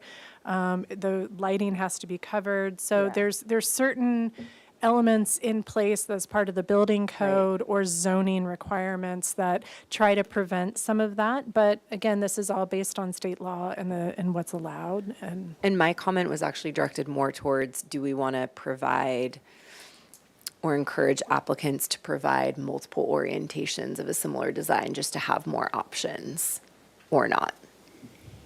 How much does that matter? I think they can provide options. Okay, I don't know that, at that end, we don't get to pick from it, they're picking. Yeah. But yeah, especially if they're like angled, like L-shaped, like we can then write in, like this could be approved flipped or reversed, some kind of language around that. And I don't know what you guys foresee for that. I would just, to Chair Lewis, to your question, we don't want to condition orientation in any way because, again, the whole idea of the Let me, Yeah, go so ahead.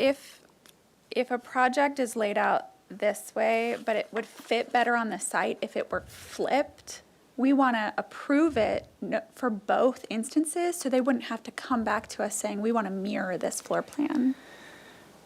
If I'm understanding correctly, that really, like, they could orient however they want. If there's a pre-approved design, they could put it. They could mirror it, they the floor could- plan, it doesn't have to match the floor plan. I don't think they could mirror it. I don't Right, think so. that's No, what I'm it's- yeah, saying. no. So- It We has to wanted- be the approved design. Right, And you and so could what we're turn suggesting it- is that for people that have a heavily oriented shape, we recommend, and maybe when you're working with applicants, if they want to show a version that is mirrored, we can approve both for them. And that helps them intentionally, like if they are in love with this design and it really doesn't work on their site, but they like want it, rather than going with an orientation that doesn't work, it now gives an opportunity for the homeowner to pick the reverse that Or works. it could flip. That's what we're saying. Right. Yeah. That's, The applicant would have to propose both options as separate Right. pre-approval packages. or And that way it pre-approval doesn't just options. spin, it could be mirrored. So, okay, so if you want to, it can come up in our discussion with them, but yeah, okay. And these are good questions because, as we mentioned, all of our design review boards are guinea pigs to this process. So we're all learning and what the concepts are. Yeah, I agree. And I think like if the applicants are aware that like there should be something that says, if you have an option, have the flip or mirrored one as well. Like for example, a site that it's like a window is facing the west side, but it's not like, like it's the neighbor or like for the lighting purposes. So like if applicant knows that like, oh, we have this, especially the L-shaped one or even like the rectangle ones, like the location of the openings, front doors. So if they have like one developed project now, they can have flip that for the entry purposes, openings, neighboring issues. So each applicant will have like maybe like 4 options to choose from. So that way, because we are not like having any condition on the site and context, but the applicant has options. The client has options when they are choosing, like they will like just like use their logic and the situation, the context of the context. So Board Member Sherry? I just had a couple of questions. I just want to make sure I understand that there's no 1,200 square foot pre-approved ADUs. Correct. No. And that's nobody's going to ever do that, or there's no intention of ever requesting that from. At this time, they're limited to 800 square feet. I don't anticipate the city wanting to increase that. Okay. And that's the state mandate just requires up to, the ones up to 800. Correct. That's why you're doing that. This is consistent with the special ADUs described in, it's consistent with special ADUs, the state mandate ADUs. And then, did I understand you correctly when you said that if you don't have a flat lot, then you're not going to be allowed to do the pre-approval? No, that was previously, but you're right, that was a concern that we brought up of limiting the slope because it significantly then changes the elevation that we're looking at. They can't, all of a sudden we now see a potentially 8-foot tall wall that wasn't part of there, so. So are you saying that your intention is to approve those on a hillside? That's correct. Okay, and I'll just go on record as saying I wouldn't be in favor of that. Yeah, I agreed, Board Member Sherry, and I don't know if we're allowed to say whatever the lot is, but this as a diagram, let me make a clean sheet so the screen can pick it up. In City TV, can we zoom in on Chair Lewis's spot, please? if our ADU that we've approved, where are you? Up here? There we go. City There we go. TV, yeah. Can you please zoom in closer, City TV? Okay, if we've approved a design that's designed on a flat lot, we've approved it like this. If the slope is now greater than something like that, we're now seeing significantly more facade that's not been designed. And this needs design review. That's correct. This portion that I'm pointing to would require design review separate from the pre-approved ADU. Regardless. Yeah.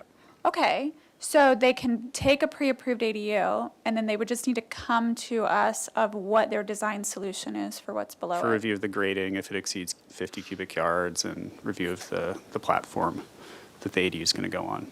How does the board feel about that? That's fine. Okay.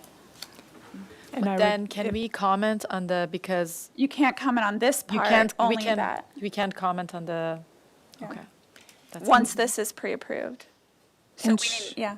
And Chair Lewis, and to the board, this context also currently happens. So anytime there's a proposed ADU with a balcony, a second-story balcony, we're always asking you to put your blinders on, and you can only review the balcony because that's what triggers the additional we just wanna design make review. sure this And is this- gonna have right, and this is additional. another example that you've drawn right here. Yeah. Or if there were significant site walls that Mm-hmm. trigger design review based on our, the municipal code triggers for SFDB, those are the added things. But yes, you would have to kind of close your eyes to the pre-approved design Mm-hmm. and just look at what would be triggered.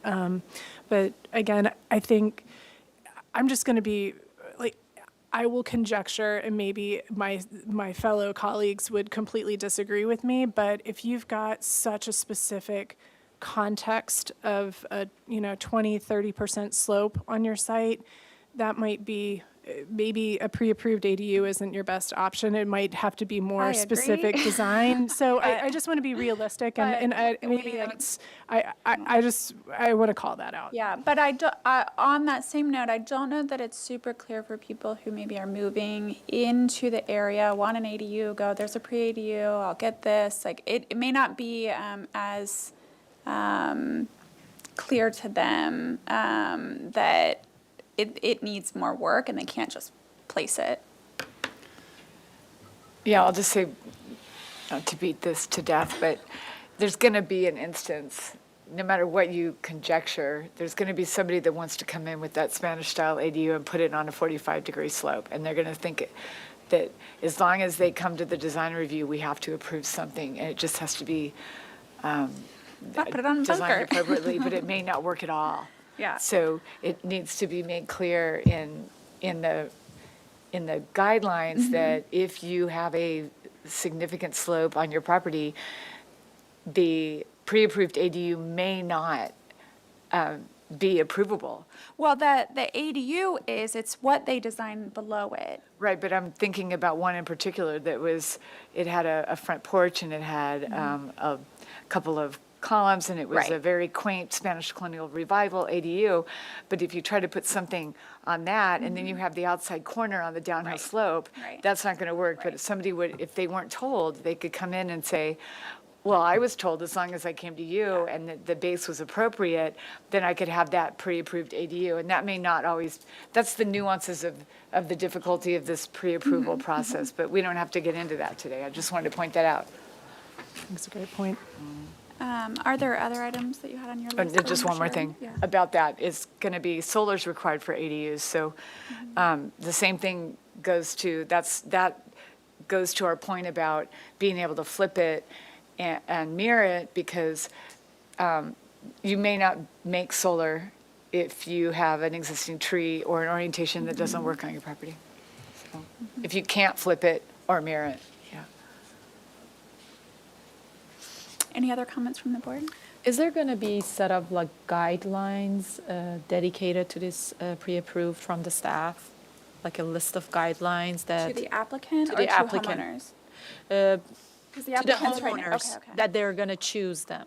Like one of the example was like the guidelines is like, you can't like have that, as a board member Sherry was saying, that the L shape that we saw on a like a 20% slope, is there any other limitations that we can, not conditions on the pre-approved, but like a general guidelines? Like, is staff want to have like the guidelines, or like without any guidelines, they just can't just choose any pre-approved? Have Mr. Mark Aguilar at the podium. Thank you for recognizing me. Mark Aguilar, Ombudsman. So staff is still developing what our website is going to look like, and so it kind of depends on what the various boards and commissions decide. For example, HLC is taking a route where they want to identify the style, name it something, and then say this might be recommended for compatibility with these other types of styles. So depending on what guidelines or things that concern you, we can add that to the pages of the web page or the website that say, if you have a slope greater than, I'm not sure what, but yes, that's going to require, that aspect will require review by the board or the commission. Similarly, if you're this style, maybe we recommend that you use this on these types of I think sites. that's great. That's great.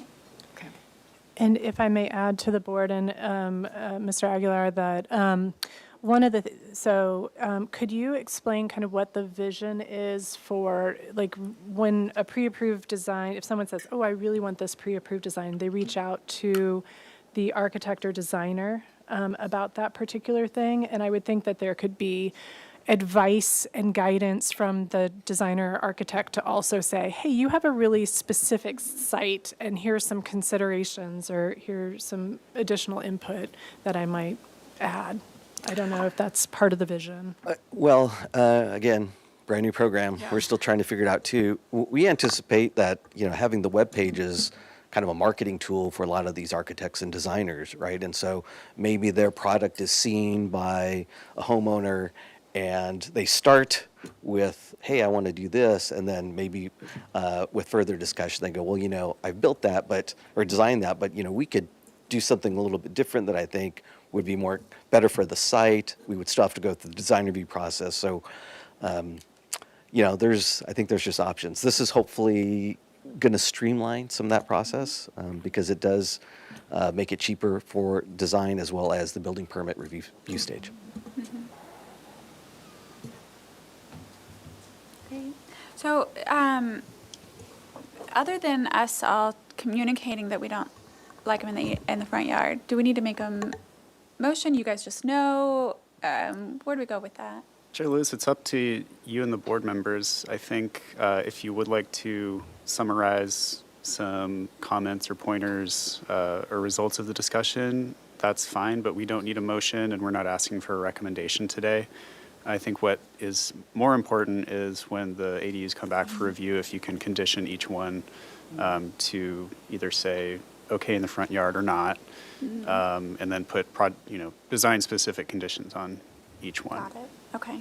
So this was just a discussion and a chance to get to understand the program more. No, it's helpful. And it's helpful to have this without the pressure of knowing they're all sitting in the audience ready to talk to us and show us their project. So I appreciate you guys scheduling this separately, even though it requires a special additional date. Well, thank you all for being willing to do a special hearing. I know that that's a big ask for you. We still have, of course, a lot of development projects, so that's why we wanted to request it, and we didn't want to bog down. It would have been a long meeting otherwise, but thank you again. One question. So are they coming back to the same projects are coming back to us, and then they will go to HLC and ABR after us? The same projects? HLC is already finished, so Okay, they've already seen, 2 rounds of review. Okay, 2. ABR is, I believe, actually next week. Okay. And I think your board would be the final hearing for this round. But there's no new ones. They're all repeats of ones we saw They're all previously. continued, yes. Okay. Right. And part of the idea is to not extend this into, continue the conversation indefinitely. It's like, have 2 reviews. If you all can't get to a recommendation to move a pre-approved design forward, then they've got great advice from you and others, and they can reapply at a later date with revising the design. But we're really trying to cap it at the 2 reviews so that we can stick to our, because once it even gets through this part, we have to then open it up to the building permit review to do a full plan check on it, and they have to meet all the criteria there. Okay. Well, we appreciate it. Thank you. Thank you. Thank you all very much. Thank you. So with that, our single-family design board meeting for September 9th is over. Thank you.